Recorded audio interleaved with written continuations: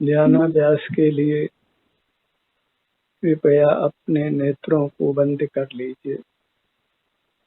अपना मुख अपनी ओर कीजिए। अपना मुख अपनी ओर करने से मोक्ष की प्राप्ति होती है और पर की ओर करने से संसार की प्राप्ति होती है।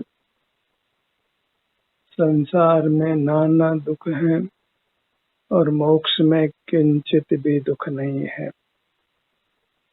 मोक्ष पूर्ण सुख स्वरूप है और संसार में अधिकांशतया दुख का ही अनुभव होता है।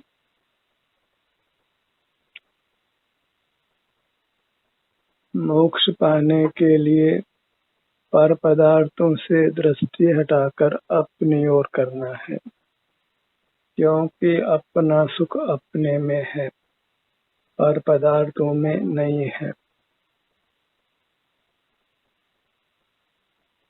हमें अपनी ही मूर्त के अवलोकन से संवेदन से रहना है।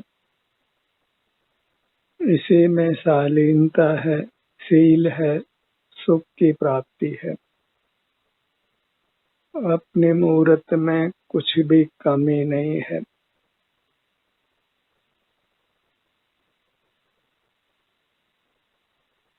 प्रभु तू सब बातों पूरा, पर की आस करे क्यों प्रीतम, किन बातों तू अधूरा।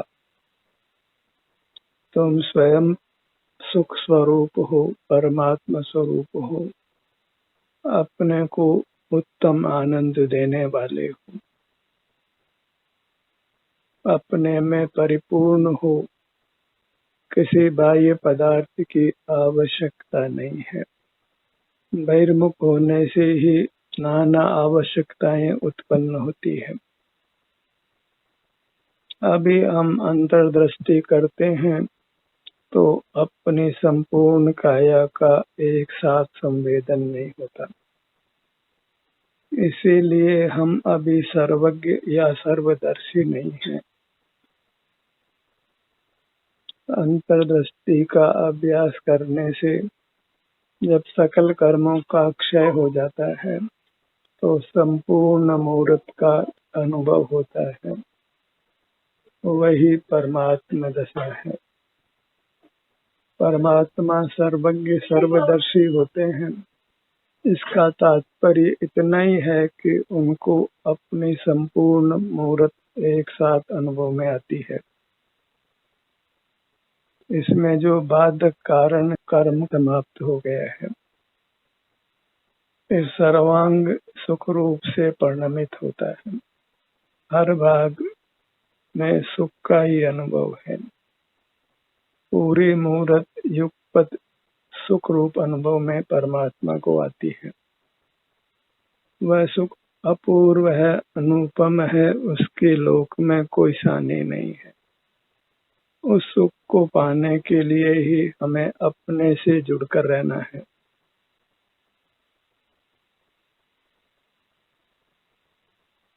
सिर से पैरों तक इतना ही अपना आत्म द्रव्य है, इतना ही सुख है जो अनुपम है, अतीन्द्रिय है। वही चिदानंद है जिसका रसपान हमको करते रहना है। और बाहर जुड़ने से तो हमारा आनंद ही मलिन हो जाता है, वैसे ही हो जाता है। उसमें वह सुख नहीं है जो अपने से जुड़कर मिलता है।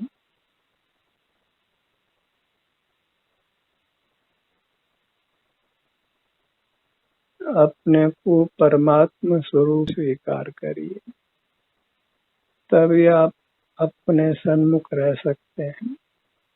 अपने सन्मुख रहना ही परमात्मा की आराधना करना है, परमात्मा का दर्शन करना है, परमात्मा का साक्षात्कार करना है, परमात्मा को पाना है। एक ही भावना भाई है कि आप अपने सन्मुख रहें, हर भाग आपके अनुभव में आवे, पूरी मूर्त का सुख आपको प्राप्त हो। आप अपने संपूर्ण काया का युगपत अनुभव कर सकें, अपना विस्तार पूरा भाषित हो और संपूर्ण आनंद अनुभव में आवे। वही परमात्मा दशा है जहाँ किंचित भी वेदना नहीं है, दुख का लेश भी नहीं है। जीव दुख स्वरूप नहीं है, फिर भी दुख पाता है, क्योंकि वह अपने से युक्त नहीं होकर बाहर मूर्त पदार्थों से युक्त होता है, जिनमें सुख नहीं है। जड़ पदार्थों से सुख पाने का जो हमारा अनादि का प्रयत्न है, वही हमको संसार में रोक कर रखता है। अपने लिए समय निकालिए, अपने मुहूर्त के लिए उसके सन्मुख रहिए, अपने हर भाग का संवेदन करिए। प्रयास करिए कि कोई भी छोटे से छोटा भाग आपके अनुभव में आए बिना नहीं रहे।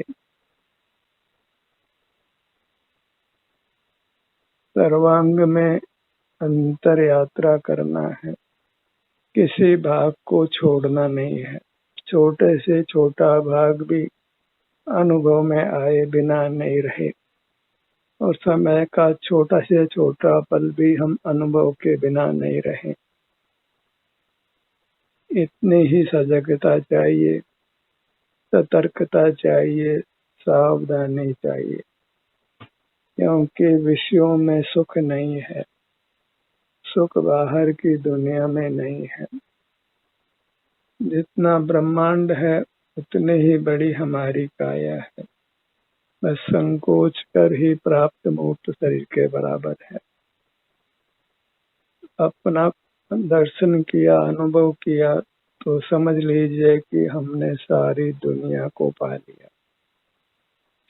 बाहर में तो पर पदार्थों में कुछ पाने लायक नहीं है, पर से सुख की आशा करने के बजाय तो मर जाना ही अच्छा है। आस पराई जो करे होते ही मर जाए, अपने गौरव को खोना नहीं है।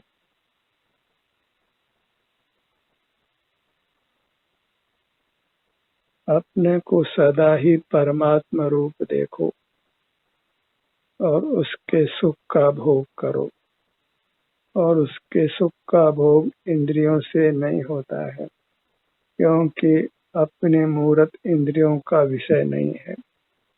इंद्रियों का विषय भौतिक जगत है, जड़ पदार्थ है, जिनमें सुख नहीं है।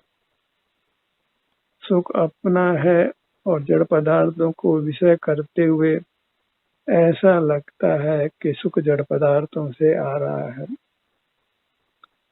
उस भ्रम का ही निवारण करना है, और वह भ्रम का निवारण अपने सन्मुख होकर ही हो सकता है। जब हम बिना ही पर पदार्थों के सन्मुख हुए सर्वोत्तम सुख को पा लेते हैं, तो वैश्विक सुख का मोह समाप्त हो जाता है। इसलिए अपने सन्मुख रहकर अपने उत्तम सुख को प्रकट करिए, जो अभी कर्मों से लुप्त हो रहा है, ढका हुआ है। जब अंतर में आते हैं और कर्म हटता है, फिर अनुपम सुख प्रकट होता है, वही भोगने योग्य है। फिर जीवन में सुख ही सुख है, जिसके लोक में कोई उपमा नहीं है। अपने ध्यान को अपने सिर के भाग पर लाइए।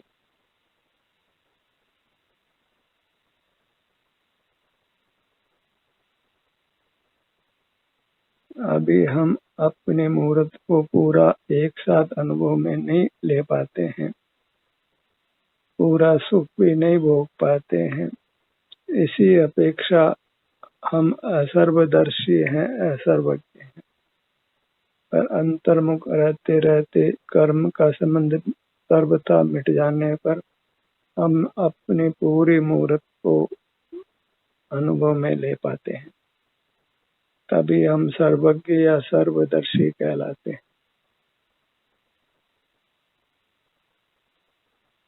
पूरी मूर्त लक्ष्य में आवे, पूरा सुख अनुभव में आवे, वही सर्वदर्शी है, सर्वज्ञ है, परमात्मा है। अपने स्वरूप में पर का कुछ भी काम नहीं, पर का देखना जानना बिल्कुल भी नहीं। सर्व शब्द अपने लिए है, अपनी पूरी मूर्त के ग्रहण के लिए है कि अपना कोई भी भाग अनुभव में आए बिना नहीं रहे, पूरा क्षेत्र लक्ष्यगत हो और पूरा सुख अनुभव में आवे। संपूर्ण क्षेत्र, संपूर्ण भाव, संपूर्ण सुख, वह सब अंतर्मुख रहने से होता है। उसी का नाम ध्यान है, तप है, संन्यास है, समाधि है।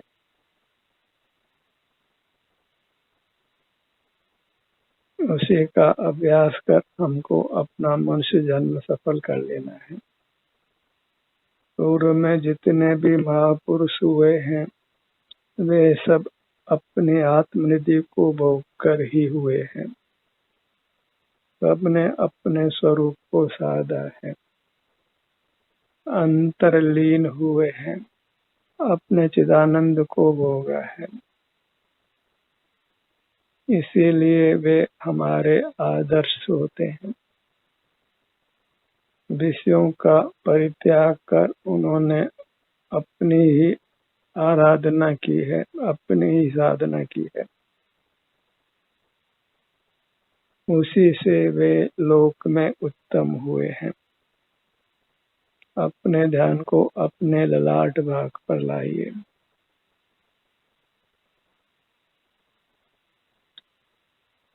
इतना ही काम है कि जब बाहर का काम नहीं है, बहिर्मुख रहने की अनिवार्यता नहीं है, तो नेत्र बंद कर हमें अपने क्षेत्र में आ जाना है, अपने में उपस्थित हो जाना है, अपना ही आस्वादन करना है, अपने ही विभिन्न भागों में विचरण करना है, अपने में ही उपस्थित रहना है। मनुष्य जीवन को ध्यान रूपी तप से ही हमने उत्तम बनाना है। यही तपस्या है। भोगों से ही युक्त रहकर इस मनुष्य जन्म को खराब नहीं करना है। अपने ध्यान को अपने भ्रू मध्य पर लाइए। इसमें न कुछ अर्थ व्यय है, न कहीं दूर जाना पड़ता है, न किसी की सेवा उपासना करनी है, कुछ पामरता नहीं है, किसी को सर नहीं बोलने की जरूरत है। अपने गौरव को ग्रहण कर अपने सन्मुख रहकर अनुपम सुख पाना है। अपने ध्यान को अपने नेत्रों पर लाइए।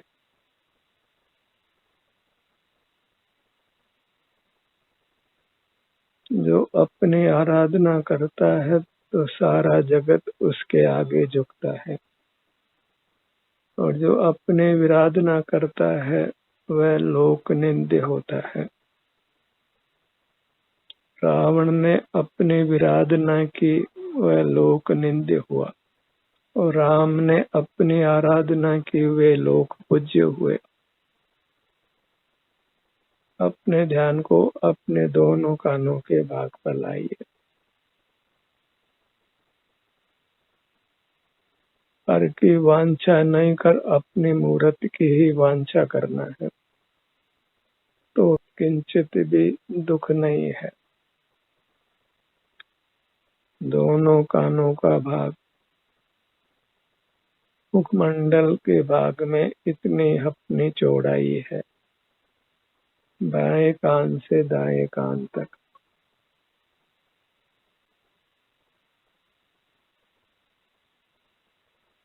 मुखमंडल के मध्य में आइए, नासिका भाग पर।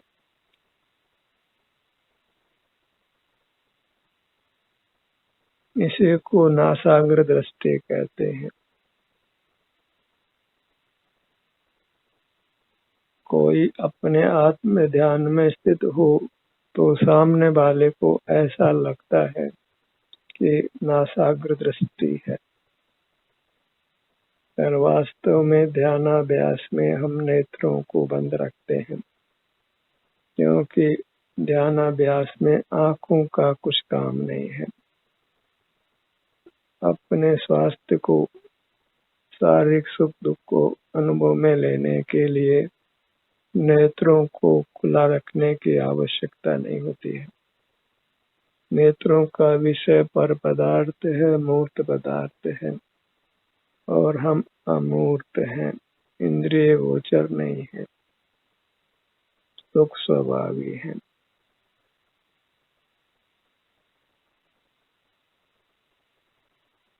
अपने ध्यान को अपने होठों के भाग पर लाइए। मुख का भाग,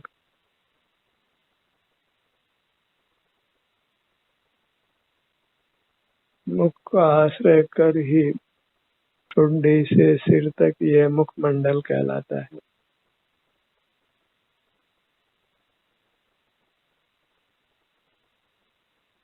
मुख के भीतर दंत पंक्ति ऊपर और नीचे,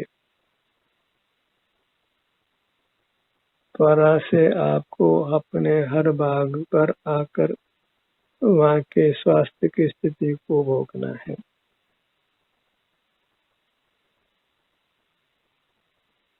वही पुरुषार्थ है। यह पुरुषार्थ नहीं करना वही प्रमाद में रहना है। अपना हित पुरुषार्थ से होता है, जिसमें अपनी अमूर्त काया ही हमारे ध्यान का ध्येय हो, उसको पुरुषार्थ कहते हैं। और जहाँ अपनी अमूर्त काया ध्यान का ध्येय नहीं है तो उसको प्रमाद कहते हैं। और प्रमाद से ही सर्व पापों की उत्पत्ति होती है। ऐसा जग नहीं रहना है। अपनी मूर्त के प्रति सतत जागरूक रहना है, उसके संवेदन रूप रहना है। तभी हम विषयातीत हो सकते हैं, भौतिक जगत से नाता तोड़ सकते हैं। इस चेतन का जड़ से कोई वास्तव में नाता नहीं है।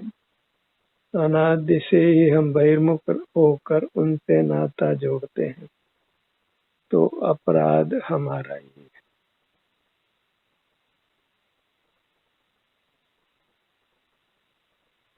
मुख के भीतर जिह्वा भाग,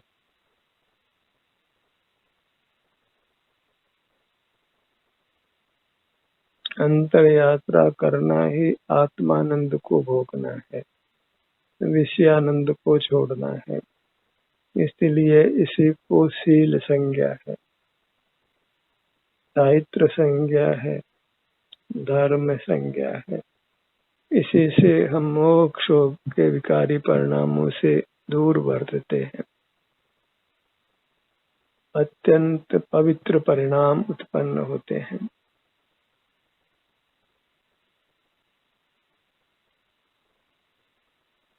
मुख के भीतर तालू का भाग,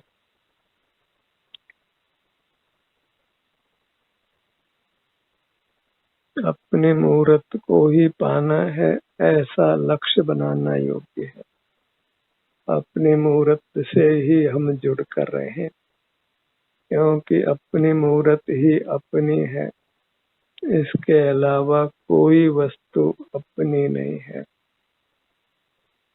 और जो अपनी नहीं है उसको देखना जानना अच्छा नहीं है। वह हमारा स्वभाव नहीं है। हमको यह कोई अधिकार नहीं है कि हम दूसरे के मकान में जाएं और कहें कि हमको आपका मकान देखना जानना है। वह हमारा स्वभाव है।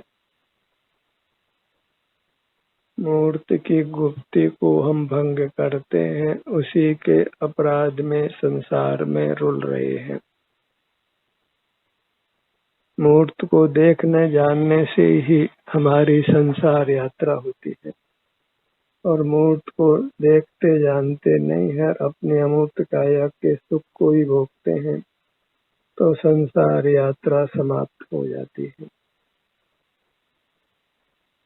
अंतर्मुख होकर हम उस संसार यात्रा को ही समाप्त कर रहे हैं, मुक्ति की ओर गमन कर रहे हैं, परमात्मा होने का उद्यम कर रहे हैं।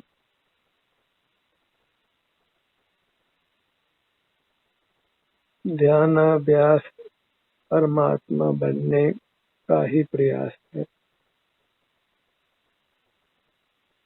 अविनाशी उत्तम सुख पाने का ही प्रयास है, जहाँ दुख का किंचित भी सद्भाव अनंत काल नहीं है। अपने ध्यान को अपनी त्रुटि के भाग पर लाइए।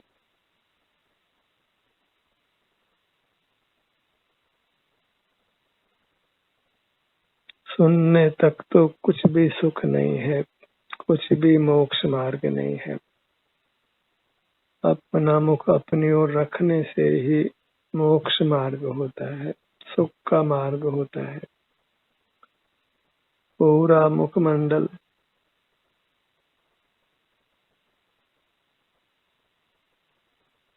जो दर्पण में देखते हैं वह हमारा मुखमंडल किंचित भी नहीं है। उसकी गति तो शमशान में होती है, जो सब कोई जानता है।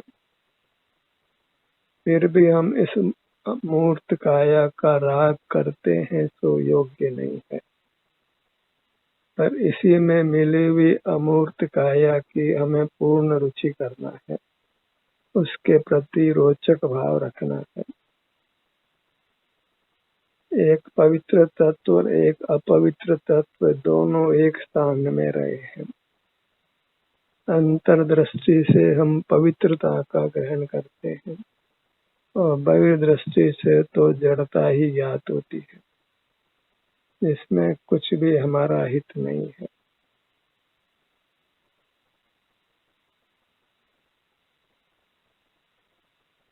अपने ध्यान को अपने गर्दन के भाग पर लाइए।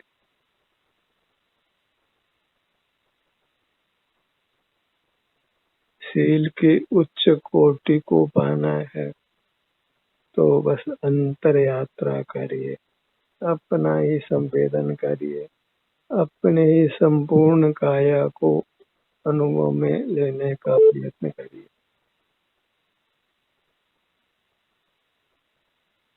अपने को लक्ष्य में लेना ही परमात्मा होने का प्रयत्न है,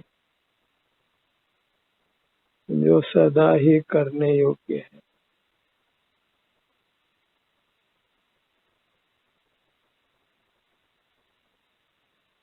अनंत काल तक स्वस्थ रहना हो, सुखी रहना हो, कभी रोगग्रस्त नहीं होना हो, शरीर में किंचित भी वेदना इष्ट नहीं हो, तो अपने मूर्त का आस्वादन करते रहिए, अपने मूर्त के सन्मुख रहिए, इसी की शरण में रहिए, अपना ही संवेदन करिए। फिर देखिए जीवन में अनंत काल तक सुख ही सुख है। भले ही आयु पूरी हो जाए और नूतन शरीर भी अभी प्राप्त हो, तो भी जिसको अपने अमूर्त काया की रुचि हुई है उसको किंचित भी दुख नहीं है।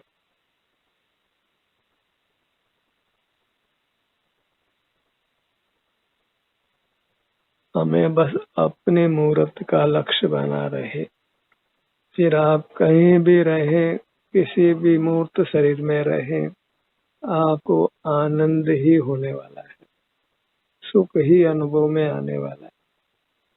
अपने सुख के स्रोत से आप जुड़े रहें, इतने ही भावना पाइए, यही आत्म भावना है। आत्म भवन भावता जीव लहे केवल सुख रे। अपने मूर्त की ही भावना, आपाद मस्तक अपने कोई लक्ष्य में लेने की भाव, यही परमार्थ है, उत्तमार्थ है। अपने सन्मुख बने रहने का ही अहोरात्रि प्रयास करना है।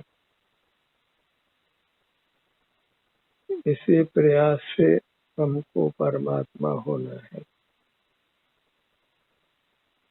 और परमात्मा को किसी न किसी रूप में सारा जगत याद करता ही है, भले उसके स्वरूप के संबंध में यथार्थ श्रद्धा नहीं हो।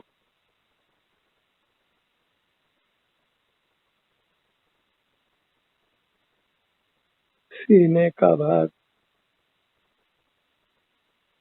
पेट का भाग, पीठ का भाग, जैसे हमारी अमूर्त काया है वैसी ही अमूर्त काया सर्व परमात्माओं की होती है। किंचित भी अंतर नहीं है, बस उनको सुख प्रकट हुआ है और हमको सुख प्रकट करना है। हमको ध्यान करना है, उन्होंने ध्यान करके ध्यान के फल को पा लिया है।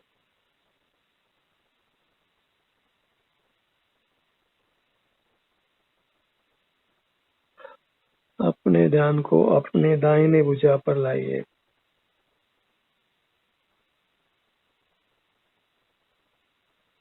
जांचिए कि आप जब अपना मुख अपने अंगों की ओर लाते हैं तो आपको शांति का परिणाम होता है कि अशांति का परिणाम होता है। आपको राग द्वेष पैदा होते हैं जगत के प्रति या आप वीतराग रहते हैं।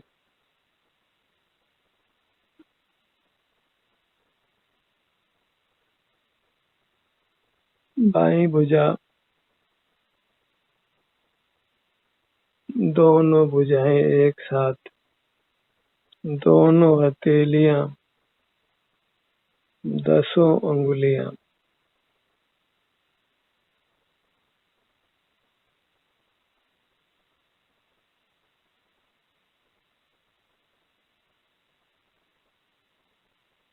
बच्चा चलता है, गिर जाता है, फिर खड़ा होकर फिर चलने का प्रयत्न करता है और ऐसा बारंबार करते हुए फिर चलना सीख जाता है।